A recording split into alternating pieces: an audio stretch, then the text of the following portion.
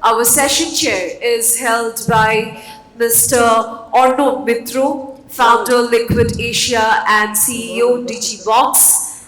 Let's give him a huge round of applause. And our panel is Mr. Ayan Banik, Senior VP Brand Strategy, Wunderman Thompson Kolkata, Miss Rochita Dey, Director, Sreeleathers, and Mr. Shantanu Sirohi, COO, Interactive Avenues, and Ms. Suparna Mukaddam, Head Marketing, Characters Group. Can we please give all of them a huge round of applause?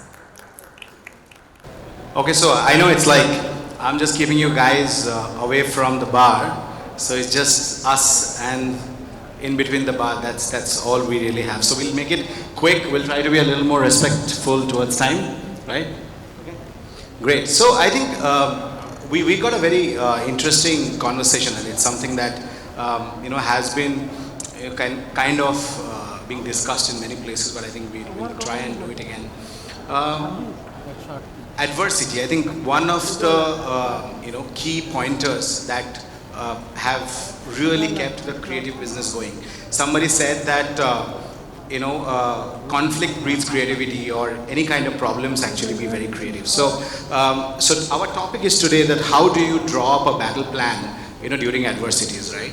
And I have got a fantastic panel out here. We're short by one person though, but we at least have somebody like I told her that she's our only chance to gender diversity, so she shouldn't leave. So so she's here. So Rochita from Sreeleathers. I have got Ayan from Durability, and I have got Shantanu from Interactive Avenues. So two agencies. I also represent an agency and a brand, so I'm kind of a mixed hat right now. But I think we'll try and make it a little more interesting for you guys. So just the benefit of gender in no particular order, but fairer, fairer sex. But we need a microphone here, because I'm going to ask a question, and she needs a microphone. This one is not working. So Rochita, fantastic brand. We have all seen Sreeleathers for a very, very long period of time. And but in our lifetime, we haven't seen an adversity like what we just saw a couple of years back. And I'm sure that must be the first one that you have seen as well, right? How was it? Store shut, nobody buying shoes, or they are, I don't know, but tell us how was it? When everything was shut, in terms of communication, we increased our frequency actually, because content consumption was at an all-time high. However, we changed the focus of our communication. Instead of promoting products, we were focusing on brand building. In terms of media choices, maybe not print and outdoors, we were focusing a lot more on television and digital. And with respect to revenue generation, of course, when everything was shut, then we weren't operating. But when gradually we started opening up, the demand for footwear was still not at our capacity of our manufacturing capacity. So what we were doing was we had all our underutilized manufacturing units, but we also had a robust network of clients. So we started making 3-ply masks, PPEs, and supplying it to medical institutions, hotels, restaurants. This was for B2B. For B2C, what we were focusing on was we hosted a lot of outdoor pop-up stores, because there was a limit as to how many customers you can allow indoors. We were doing that in apartment complexes, and we were offering same-day delivery service to nearby residents, a 2-kilometer radius from our stores. This was B2C. The main mentality before going into the pandemic was that we're going to make sure that every single employee at Sreeleathers will have something to do. At a time where organizations were laying off talent, we wanted to make sure that everybody's livelihood in the organization was protected. And we successfully accomplished that, and I'm very grateful that we were able to do that. Superb. I think you touched upon a very interesting topic. I think from just being prepared for adversities. I think you talk about the responsibilities that an organization of your scale or every individual should have had. That actually is a very interesting topic, and Shantanu, I prepared this for Suparna, but since he is not there, let me ask you, with your kind of portfolio from a independent agency to now part of a global group, right? And I know that responsibility has been kind of cued into the narrative during this pandemic. The question that kind of asked me, that India being a market which is so focused on ROI, how did you see responsibilities weaved in the scheme of things? Because P&Ls were also difficult to run at that point in time. So how did it happen for you guys across the network or even in India?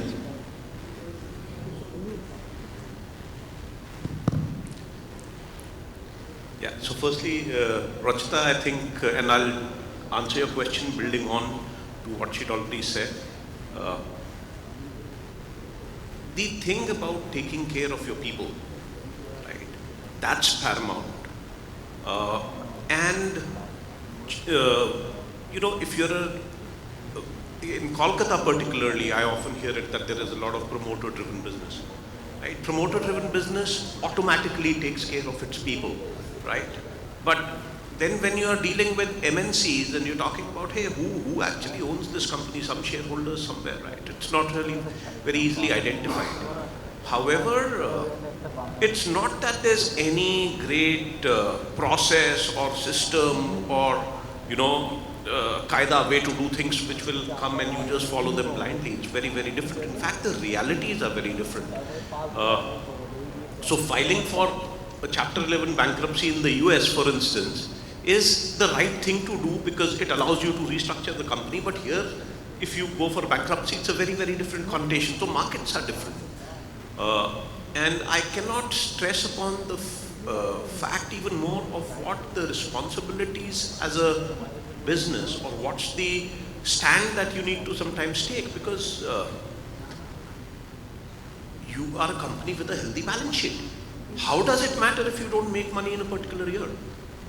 The answer is not let's cut out on people. There is no stimulus check coming here to our people, right? In the US, if you lay off somebody, it actually works well for that person as well because they get a severance, additionally they get government support and so on and so forth. Here that entire thing needs to be done by the organization.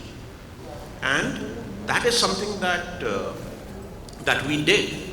So it's not that there wasn't guidance saying that do pay cuts or look at, I am quite proud to say that in an industry where the norm is 30-35% attrition rate, for the time of the pandemic, we did not see a single person go. And we did not even, again, there are people who are identified as, at any point in time, okay, these are the non-performers and they will need to move out. We put that on hold as well. It's not that those people were asked to go. So that was the first big thing that I talk about in terms of adversity. See, the rest of it is all right. The rest of it is business. We had some clients like Amazon or Spotify, for instance. Those are the people who actually spent. So they saw us through in terms of the business or what kept us busy. There were clients like Uber, I tried it, for whom, there's no travel, it's a lockdown, right? What can you do? But it was very interesting because the teams there worked as well to plan for what is going to be the contactless process, how is it that we are going to take care of it when travel does open up in some way and form. So that of course is now I'm getting into the marketing and how there is always an opportunity and adversity. And when there was some kind of a lift of the lockdown, we saw a tremendous payoff on what had been planned, because the people who were earlier used to going to Europe for a holiday were not traveling. So Oberoi, on the other hand, would entirely depend upon the overseas tourists. They were not coming in, but this guy who didn't go to Europe for a holiday was, doing holidays locally in India and seeing the things again with Oberoi. So that was amazing. BMW again, very different. So sometimes they had stock, sometimes they did not. How to sell a car without the guy coming for the experience, how to deliver a test drive without in a safe manner, and so on and so forth. So it was a mixed bag. There are enough opportunities. Digitization, of course, all of us know the pace at which digitization happened just changed. People got their supply chains in order, that part, payments, accepting payments, and so forth. Another interesting opportunity that came from was, again, we had perfected the art of running campaigns for short duration bursts because Book My Show is a client, and you know the movie comes during the weekend and you can market and sell the tickets only then, and after that it kind of peters out. So that learning we took to Tanishq. We said that, all right, instead of running one campaign, now we are running store level campaigns. And depending upon how, some cities there's a spike in numbers, so in a particular city there might be a shutdown, or your walk-ins, you have a target and those number of walk-ins are being exceeded. So we would switch on and switch off campaigns. What we had learned for movie ticketing as a business, right? That the theater tickets are getting sold out, so stop promoting it in that area, right? We were able to take that and put it into a category like jewelry. So that's what we saw. That was amazing. Okay, so I think I'll try with Ayan as well. I think thank you so much, Shantanu. I think we are getting close to drawing up a plan. I think Shantanu mentioned about a plan of how do you superimpose the learning from another industry to the overall adversity cross opportunity, the way you want to look at it. So question to you is, how was your story at JWT? Is it any different? Is it same? Or you had a different battle plan, you guys? Okay, hi everyone. I would like to say that we stayed afloat, and we stayed afloat pretty good, thankfully, during the entire period of COVID. Because of the range of businesses that we had, and taking cue from what Rochita said, she said that a lot of time was spent on brand building. See, what happens is that in your day-to-day business now, you're chasing a target, you're living quarter to quarter, you have a product launch, you have to do communication around that. What this adversity gave us the opportunity is to introspect. So when you're looking at some of the biggest brands in the country, when you're looking at brands like LIQVD, when you're looking at brands like ITC, all right, they're behemoths. They have three pillars, be it a Goldflake, be it a Classic, or be it a Wills. Within each, they have multiple smaller brands. So we delved deeper into portfolio architecture conversation, delved deeper into brand extension. What is the possibility of extension? Which are the silver bullets? Which are the strategic brands? Which are the cash cows? Those kind of conversations that you never get an opportunity when you're living from quarter to quarter. What could be the NPD developments possible for future? Do the concept testing. And I think we took the technology other than the techies. I think the advertising industry took to technology like a fish takes to water. So Blue Jeans came in as a huge platform, to do research. For the first time we were conducting researches, depth interviews, group discussions, concept testing, product testing, without actually having the need to meet the consumers. So that was one, and the other one was opportunity. So when I'm looking at a brand like Louis Philippe, the opportunity was that they realized that, hey, this is an opportunity. Most of the people are working from home. So at play, at leisure, comfort wear is an opportunity area for a strictly premium performance wear brand. Can we create, a product offering? Can we do that line extension? How much of that is feasible? And we knew that, see, whatever happens, said and done, it was going to subside, things would be normal, and there would be revenge spending. Something that is happening. So what has happened is that 2 years of time period, that introspection, helped us put together a lot of things. Now we are executing it again at the blitzkrieg pace. Okay. So, of course, next question to you. Our fathers keep on telling us that save for the rainy days, right?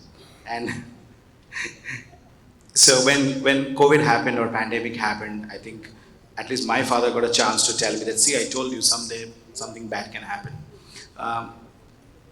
Does something like that happen in Sreeleathers as well? Because I understand that the rain is shifting and you have a different way, different mind of doing the work that the family has done fantastically, or the business have done amazingly over the last so many years. and then you have a pandemic hit, right? Are you reminded that we told you about adversities and see here is an opportunity and ABC things are not allowed, or no, we can continue what we have started? How is it? So for us in retail, every situation is an opportunity, right? It's how you choose to market it. In terms of the pandemic, the ground reality is consumers started becoming more and more price conscious of their consumption. And fortunately, I am working with a brand that is catering to a very price sensitive customers. So my brand reach actually went wider during this time. And in terms of communication post pandemic, we are traditionally a brand that has always focused on the positives, and most of our communication is very festival, celebrations based, and we continue to do that.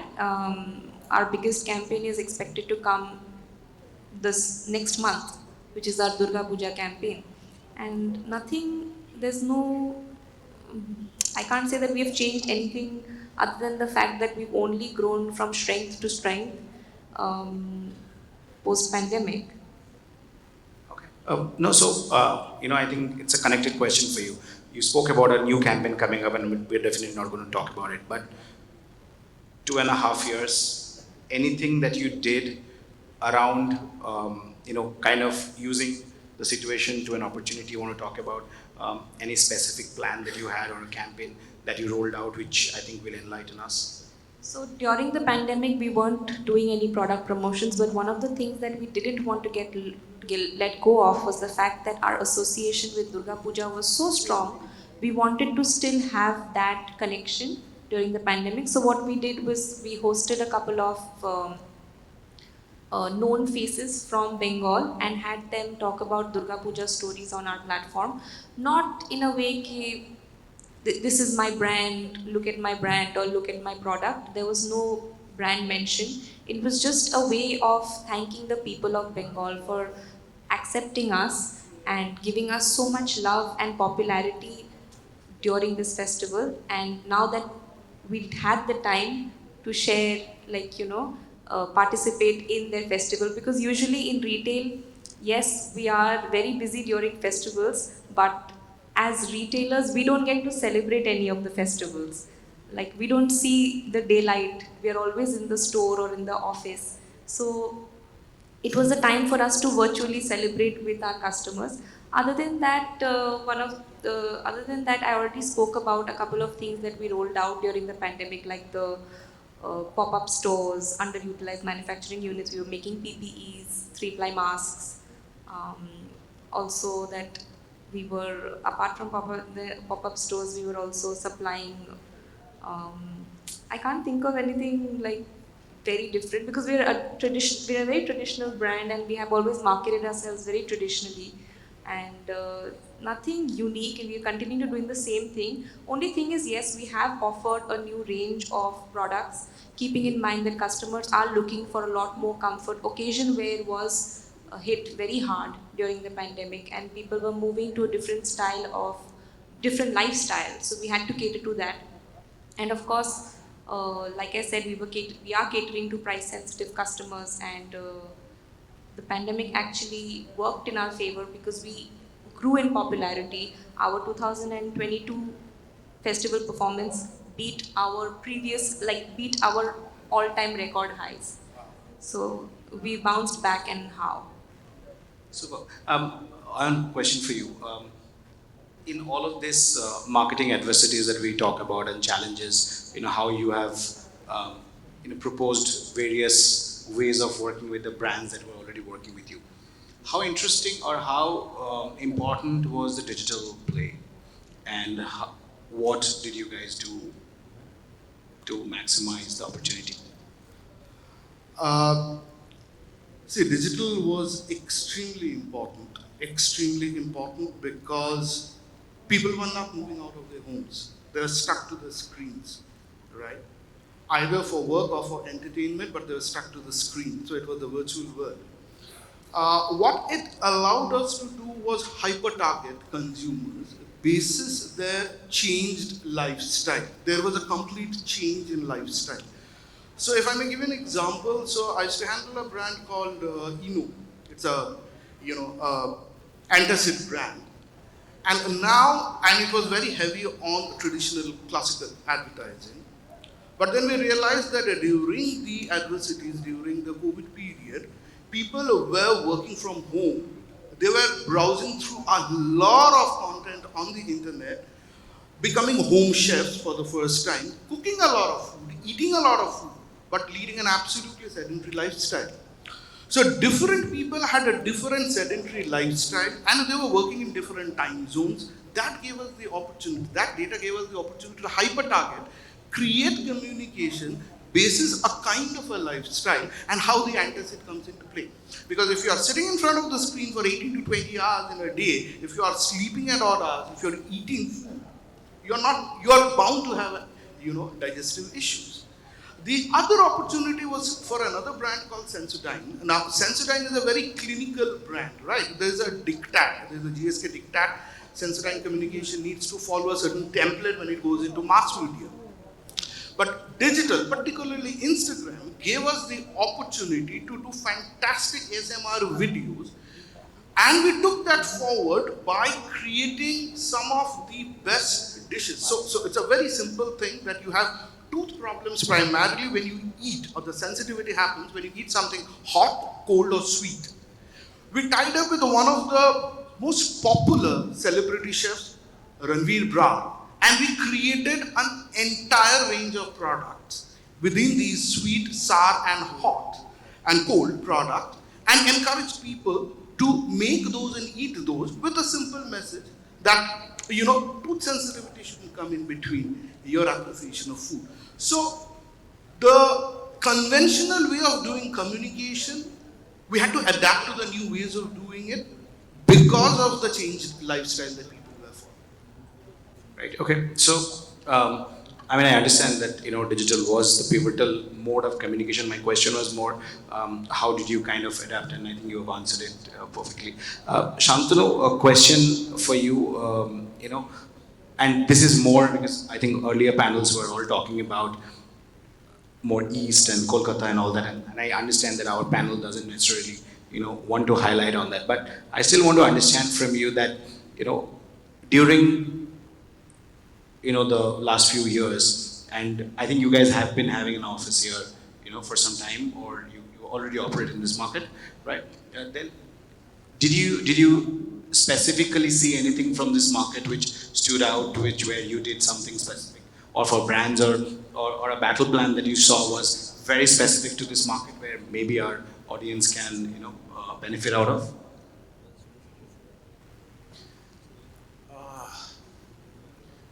Actually, nothing very specific comes out particularly, but the one thing that we've realized is, and I did mention that briefly earlier, digital marketing by its very own nature allows some amount of nimbleness, quick to start, quick to stop, and so on and so forth. But it was limited to areas where it was easy to measure, right? So for ROI-driven campaigns, you typically see if it's e-commerce, it is happening because all right, this is the entire chain all the way to sales. So you have that attribution, that data is flowing back, and you can start and stop those campaigns. But in this duration, most traditional brands, let's say FMCGs, right? FMCGs, honestly, would be the last guys to figure out direct to customer, D2C, right? Because by its very nature, and even now, in terms of total e-sales, I'm talking about the stores, the aggregators, Flipkart, Amazon, that kind of stuff, as well as your own store, all put together would probably be in single digits still. It might go up, but it's still in low single digits. So everything else was physical. So they did not, till in the pre-COVID, they did not have the ability to link through that entire thing or accept payments or what is the logistics for it, because they have they are focusing on where 95% of the business is coming from. Come today, all these clients, including the clients in Kolkata, right? The big FMCG brands we have Imami here and we do some work with them. There is ITC and we do work with them. The digital sales stroke, the more important back end that they have at their end, which needs to link in their supply chain, which needs to link in and be able to inform the digital campaigns, that thing which was broken, that thing which was never there for these categories fell into place. Because they realized it doesn't matter whether it's going to be a 5% channel, 10% channel, this needs to happen. And once that did, and that's the entire digitization and digital transformation journey, that journey just got, ratcheted up in categories where it was absent. See, in e-commerce was always there, and auto also it was there till a certain level because lead gen is well understood, right? But in FMCG, so in Kolkata, for instance, both Imami and ITC, that part of the gap that existed got plugged in. So today, the campaigns automatically are that much more efficient, that much more nimble, that much more nuanced, right? Understood, and they're able to do that. Perfect. So I think this is our last question of the evening, and I've already got a signal from there. We want to be on time. So Shantanu made a very valid point. Traditional brands got leapfrogged to the digital era through this COVID or crisis, whatever we want to term it. You said you guys are very traditionally marketed, right? But I'm sure you are using the digital channel to its fullest. A quick battle plan, 3-point battle plan from you, where you are, how you guys have moved and are now ready for a 2023 Durga Puja through digital. I don't know about the 3-point battle plan, but it's all about having the right mix, right? You cannot do just digital or just print or just outdoors. Like for a campaign to be fully successful, you have to have the right amount of mix of different medias.